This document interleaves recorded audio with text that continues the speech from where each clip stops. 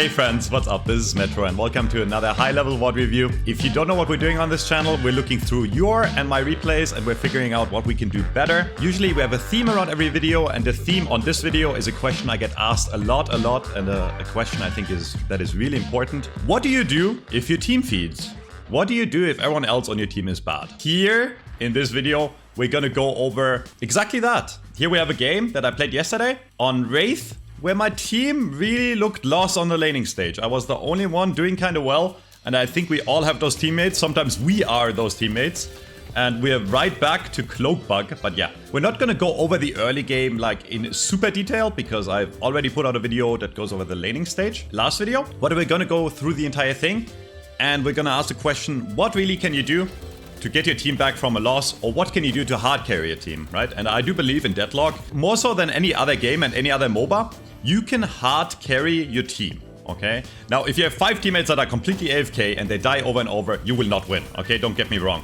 But the thing with Dota or League is, if you ever played those games, right? If you're not like on the carry lane, or you're not playing mid or jungle in League, it's gonna be very, very hard to turn it around. The beauty of Deadlock is you can build any character like a carry, right? Like everyone gets the money is shared a lot of the time.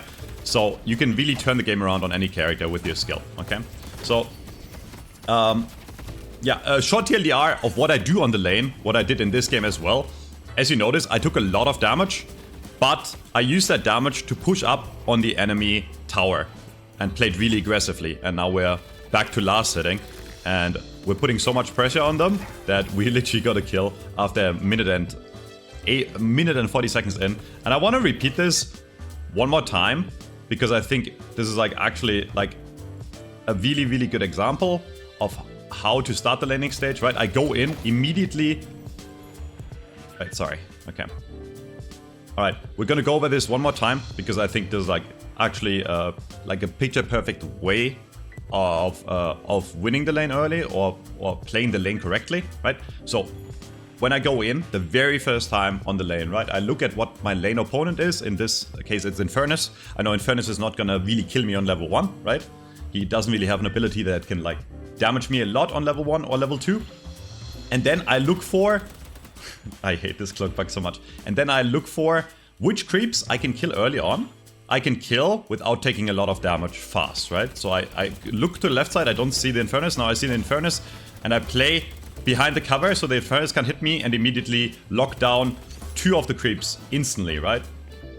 I have to reload, but as you can see, we took a lot of damage, right? I missed the card there even, and the aim wasn't the greatest, and the replay is kind of buggy, so we did miss 2 creeps here, so it wasn't the most amazing, but now we're already on his tower, right? Because we bursted down his creeps earlier, and now he has to deny and get last hits on my creeps while he's under pressure from me, right? Like while my creeps are shooting the tower and him, I can just spend the time shooting the enemy. And here I'm willingly taking damage from him in order to get ahead, right? And here we are again, situation 4 creeps for me, 0 for him, and I know now, because I have 2 cards, that as soon as he oversteps, I can kill him, right? And I see him move forward a bit, I hit the first card, I hit the second card with the tracking, and we get a free kill.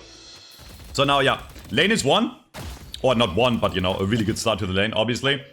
But I'm really low, so I get the next creep wave down, and I immediately go back, and I don't remember what exactly I'm going to buy here, but I can almost guarantee you I'm going to buy Healing Rite, because I don't want to go back to base. It's going to cost me a lot of time, so I'm probably going to buy Healing Rite, immediately pop it, yeah, and another basic magazine here, just to stay ahead. And now I'm going to play cover, or play safe until my Healing Rite is almost run out. Right, so I give him a bit of space, but it doesn't matter because we're already way ahead in money, or at least decently ahead in money. It doesn't look like a lot right now, right? He has 875 and I have 1k, but I still have a complete creep wave to farm here, right, that I didn't kill yet.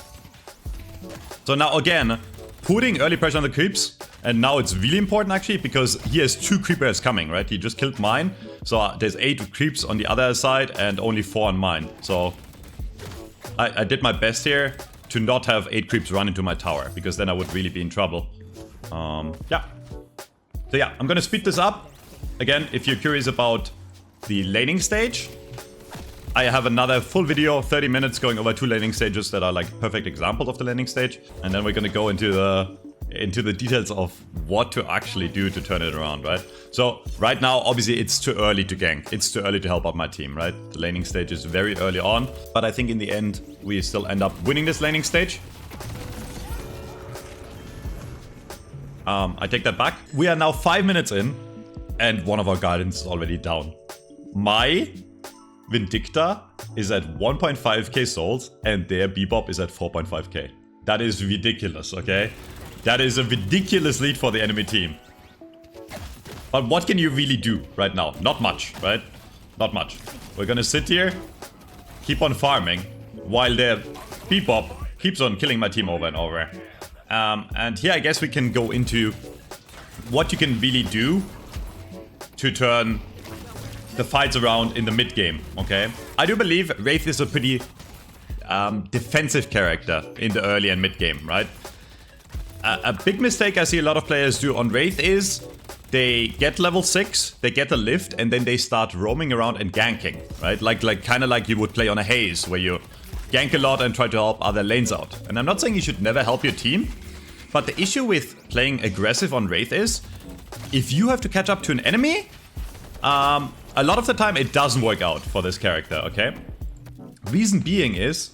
Wait, let me lower the volume a tiny bit.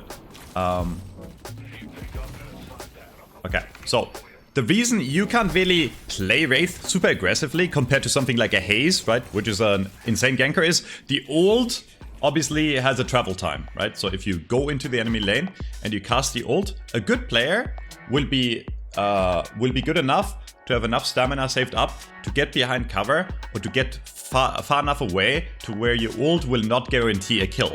Whereas if you play defensively and you farm, a lot of the time what ends up happening is the enemy is going to try to punish you. Which I think is also going to happen in this game, where you farm a random jungle camp and then the enemy pushes into you. And yeah, if the enemy pushes into you, if you press the lift and they're already really close to you, they most likely will get hit because they use their resources to get to you, right? And to try to punish you. So over all my time on Wraith, and I have by far the most time on this character compared to others, I have come to notice that whenever I play defensively and play farming, I just get mega far ahead if I play it correctly. The games I tend to lose is the games where I try to do too much. So the most important part here is to not panic, right? I want to pause right here. We're still pretty far behind.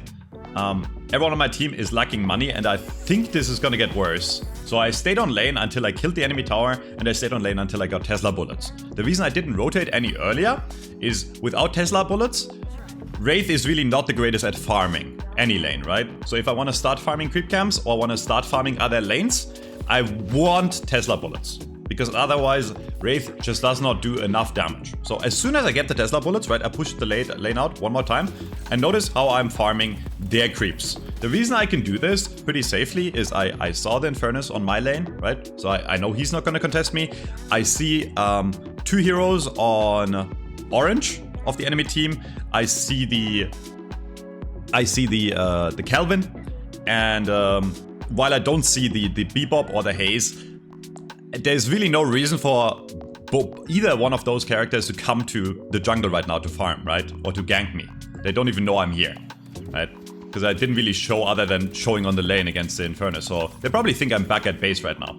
So that's the first thing I did, right? So the very first thing I looked out for after I got Tesla is start farming creep camps. And it just so happened that the enemy creep camp was closer than mine. And here I look for an opportunity, right? Because I'm already here and I see the lane is kind of pushed up to that tower. So I know it's kind of safe and we get a free kill. We get a free kill. And the only reason that happened is I saw the lane being pushed up to their tower. I saw that their Mo and Krill was really close to me and probably was in a defensive position. So we get the kill. They come to counter gank, don't kill us, and I'm out. Healing right. And now we're just going to continue farming, right? So I go to next creep camp and I continue farming. And over this entire game, you're going to notice when you're behind, the better way to get like of course there's a lot of ways to get back into the game. Teamfighting is one of them. But again, I don't think Wraith in particular is a very good teamfight hero early on. The only fights you really want to take early on Wraith are 1v1 scenarios, because Wraith almost always wins those, even if you're behind. Or 2v2s, but ideally you don't want to commit to a full team fight. That's just not how Wraith as a character works, okay? If I was on Haze here, for example, I would try to look for more ganks to help out my teammates again. But all I can really do now is play safe. And since I'm the leader in money on my team at least, I need to be the one not dying here, right? So I go back, heal, and I notice I go back heal right here after... Let me go back here. Right, we take a lot of damage after trying to defend that lane, so I go back to heal, right? With this much HP, even if I have bullet lifesteal, it's probably not a good idea to continue jungling, right? So here's what I do. As soon as I go home, I look if I can buy items, and when I can't buy items, I look at what lane to go on. And I see that my warden is getting attacked by the Haze, right? So I go over there, and I notice, oh, they trade 1-for-1, so I'm like, maybe I can save him, and I'm there right in time to get the lift and get the free kill, right? I didn't really lose. The most important part about this kill is not that I got it. The most important part about this kill is that I didn't waste any time getting it. I didn't run around on different lanes to look for that kill. I did it efficiently because I already had to go back to base to heal anyways, right? So I get the kill. I realize there's no one on the lane. I get the free tower, and I go back to farming. And another big tip, by the way, it just turned into the 10-minute mark, and on the 10-minute mark, on the 2 bridges, 2 buffs spawn, right? On the left and right side. The left one is still up, and I don't see people doing this nearly enough. These buffs are insane. They last for, what, 2.5 minutes, and they give you either insane regen, faster cast time, or the best one for Wraith, more gun damage, right? There's also a regen one, but more gun damage.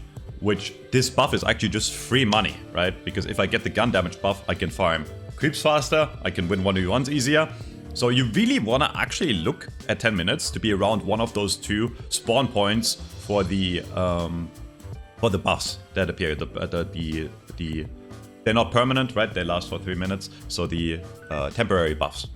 And then after 10 minutes, also really important, the highest creep camp tier spawn, which is these little the slot machines that you can punch.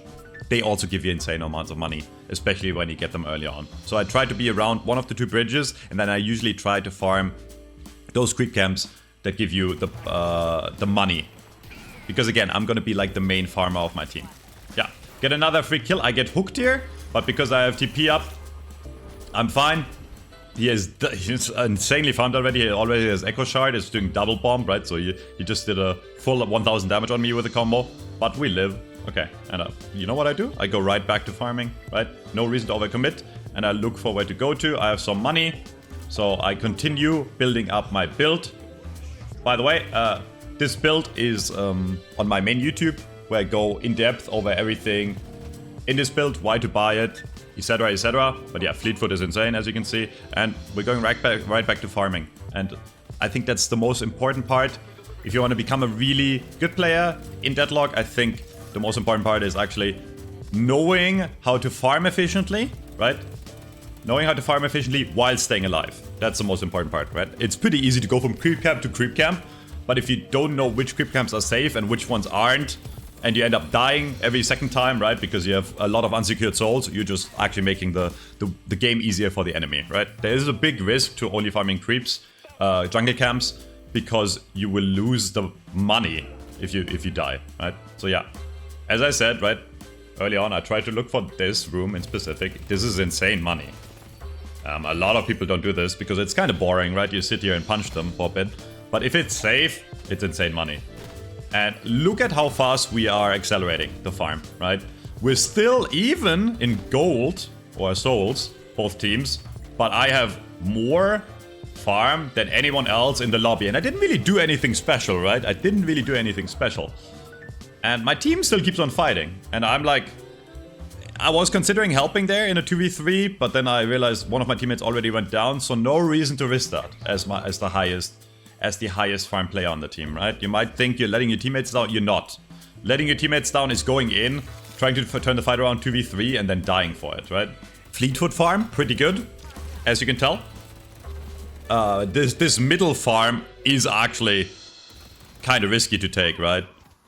And I realize my team is fighting, so I'm looking for I'm looking for some kills. I get ulted here. Doesn't matter. I know I have enough health. He dies instantly. And I think we also get the pocket here. Get the kill with the pocket. So yeah, and this is what I mean with passive playstyle. I'm not the one actively looking for opportunities here. I'm the one sitting back on Wraith, and if someone wants to touch me and wants to come into my territory, and I'm safe in my territory, I can kill them for free. Again, let me reiterate this. This is the complete opposite to Haze as a playstyle. Haze, you look for enemies that are farming, you go around invis, you try to go for ganks with your teams. On Wraith, you're the one farming, and if someone wants to contest you, you punish them for it, right? I almost always have my lift up, right? Because like, I know if I pop up here, I backdoor the enemy tower here, right? And I know that most likely they won't be able to kill me. So now I saw that there's 2 people on the enemy team. I TP out and I make sure I don't die here, basically, right? Enemy team is pushing. So no, let's go back and look at what happened here. Just so you understand my thought process, right? So I get the tower. And I see that the pocket teleported in and the Infernus is on me, obviously, right? I TP up and I chill here. Because I know if the Infernus comes up the zip line, I can kill him with a lift really easily, right? If anyone comes up solo here, I can kill them really easily, right? So I chill here for a bit, wait for my cooldowns. And now I realize that the Calvin and the pocket are insanely pushed up into my side of the map. And I have 2 teammates here. So the worst case scenario here is that the enemy gets out and I get the farm. Now my teammate, I hate this cloak bug so much. So my teammate ends up dying here. But I know I'm the richest person on the map right now. So if I don't misplay it completely, I should get at least 1 kill here. The Infernus comes in to help. We still secure the kill on the Calvin, and now I just back out. By the way, at this point my health is way higher than 550. Sometimes the replay just bugs and shows less HP. Yeah, I don't know why it does that, but yeah. And notice how I didn't really go for any plays here, right? I didn't really go for any proactive, aggressive plays. I just looked for opportunities while staying in my playstyle. I think playing in your comfort zone is way more valuable than trying to make something happen, panicking because your team is behind. As long as you're confident that you can live and you can be the carry of your team in the long run, it doesn't really matter if your team keeps on dying, right? Like my Warden died again here. I'm not sitting in voice chat right now screaming at my Warden, even though sometimes I would definitely do that. But yeah, I just keep on farming what's safe. And if I were to guess now, I'm getting pretty confident now, because I just finished my mid-game build, basically.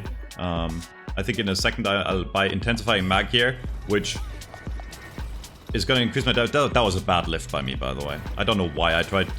I didn't respect my rule here. This was a really stupid play, because I went in while having 4.5k, right? I didn't spend my money, and then I tried to lift a Moin Krill, which I know he has lift. My team follows up here, so we still end up getting a kill here, I think, on the Haze. Yeah, we get the Haze kill. And because I'm so farmed, they can't really punish me. I still played safe, though, you know? I still played safe. I don't overcommit, even though I could have probably killed the Moin Krill there. And I just make sure right now that my team doesn't die. And here I realized that I still have my team around me, and I realized a lot of their team left, and there's a really good black hole by my teammate. It was actually kind of a close call because the Infernus came in as well. But I knew there was a very good chance I don't end up dying. And it worked out. And now we're suddenly incredibly far ahead. While we haven't really, again, done much of anything, right? Other than farming efficiently. So I buy Lucky Shot right away. Honestly, it might not even be the correct call. I could have probably gone for Intensifying Magazine and then get something like Spirit Armor. So I'm a bit more tanky. This is the more aggressive approach for sure. I escorted my 7 over to the urn, made sure no one is contesting it, and we're right back to farming. We are farmers. So I'm gonna speed this up a tiny bit. Again, every time I go into base, number one thing you can learn before you learn anything else. Where should you go to, right? What do you do? Look at all the lanes, look at the situation on the lanes, and figure out what to do. I see. In this case, right? In this case, I could have actually gone purple because purple was being pushed in, kinda. It wasn't very far, but like, I don't think I saw the pocket here yet. I don't think he's in line of sight. But I go left here because I realized my Lady Geist is actually quite alone and there's not really a lot of cover, right? So she could get ganked, right? While there's still creep camps on the left side, right? Middle, there's 3 of my teammates here. It doesn't look like we're gonna have a full 6-man fight anytime soon. I know my Dynamo used ult. It's almost back, but like, you know, it's still on cooldown. And my Dynamo is on this lane. He's pretty safe. He's pretty close to my Walker. So I'm going yellow here to make sure that my Lady Geist lives. Actually, I'm going orange. I lied. But yeah, I'm going to the direction of where my team seems to need most reinforcement, okay, is my point. Whereas on the right side, we already had 3 people, right? If I see a lot of the enemies like if all 6 of the enemies are missing, then it could very well be that they're setting up for a team fight or setting to catch out someone, and you just don't want to be the one being caught out on Wraith. So yeah, I clean out left side, and my team rotates towards blue with me, okay? So now I know we are kind of stacked together as 6. We're kind of close-ish together, right? Like Vindicta and Warden are kind of a bit far away. I am so far ahead of the enemy team, money-wise, that if we take a team fight now, if I don't completely misplay it, we should win it. Unless one of my teammates gets caught out early. So here I'm looking for an enemy to catch. And I see the Calvin, right? I see the Calvin. I see the pocket. The bad part about Wraith Lift telekinesis is actually it's so auto-aiming, it's so easy to hit that I aim for the Kelvin there and it locked onto the pocket because the pocket was a bit closer to me. So obviously not optimal, right? But we catch out the Kelvin still. He uses ult, but he's gonna end up dying here. I don't know what I'm doing. Why is this? Okay, is the replay bug? There we go. Yeah, so I think you didn't see the ice wall there. That's why it looked like I walked into a wall. So yeah, we get a kill, and now we're up. We're up a player. So now I know I can play more aggressive for sure. Right? I saw Pocket just leave the blue lane. Right? So the only thing I have to worry about here is if Mo and Krill like solo ults me while there's enemies around, right? Then I can die because he can like stun lock me. But I knew that there were quite a lot of people on the right side of the map. And even though the Mo Krill like attacked me there for a second, he could have ulted me, I probably wouldn't have died, but I still play it safe and I get out. Even though I can probably take that fight and probably kill him 1 versus 1. So now I make a really, really interesting choice. And I think this is... So I see my team fighting very far into their territory, but they're winning. Okay? And I realize at this point I probably won't get there in time, right? So what do? I push out the blue wave and I go middle. Alone. Because this is like the safest. This is the safest mid-boss possible, okay? Their haze is dead. Their Infernus is dead. I won't be able to be at my team in time to help them, right? So even if my team ends up overcommitting here and dying, I can still make this a win for my team no matter what. Why? Because I know I can solo, with my setup, I can solo mid-boss pretty easily. And as you can see, it doesn't look very fast, but as soon as I push full auto, yeah, he just ends up actually dying. And I know I'm safe here, because the enemy is down 2 and they just force the enemy back into base. So the worst thing that could happen is like one person contesting me, like a Kelvin, but I have lift. So if I play it correctly, they can't do anything. So I solo mid-boss for free. We get the Rejuvenator for free. And now I think this game is just won. And now we're just very far ahead. And for the record, not every game is gonna look like this, right? In some games, you fall behind early and your team just keeps on feeding and feeding and feeding. And you're gonna fall behind more and more. But I really do believe that in this game, you as a one player can turn the game around significantly by just being in the right place at the right time, right? I know I mentioned that I like passive playstyles, but even in this game, we had 2 key pickoffs while I was farming, right? After I got my Tesla, I got the mowing crit kill, and then I went after I bought items in base, I went and killed the Bebop. And a few kills is all it takes sometimes. And a big mistake I see a lot of players do is force teamfights over and over. And even if you end up being positive, net positive with the teamfights, you still also give the other team gold, right? They might not get as much gold as you, but you get more gold by just being efficient with your farming and, you know, farming over and over than to force teamfights over and over and over, right?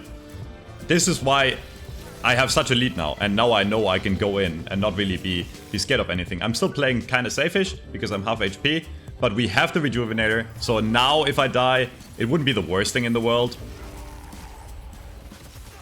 So I let my team initiate. I'm not super tanky, I'm not built super tanky, I have normal spirit armor, right, but I don't have a lot of health items. But here I go in, because I know they're down 3, and I know the pocket won't be able to contest me alone.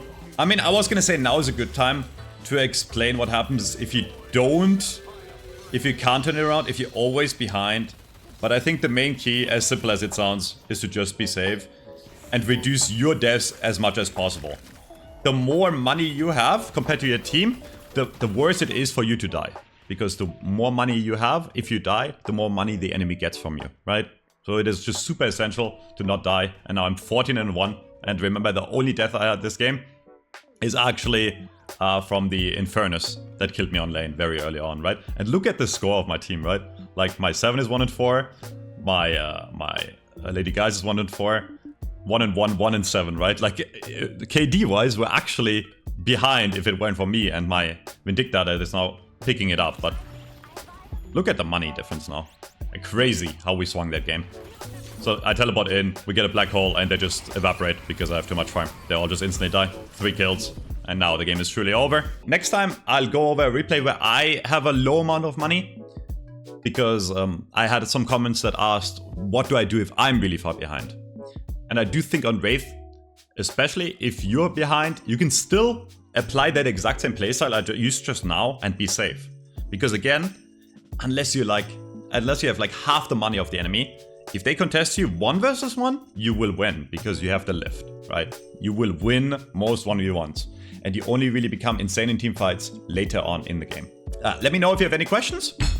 That's about it. On my main YouTube, I'll link it in the comments below. We have this full build, and that's going over everything in this build and why we use it. And we'll have a full in-depth Wraith guide that's going to be like very, very detailed on how to use every ability, etc, etc.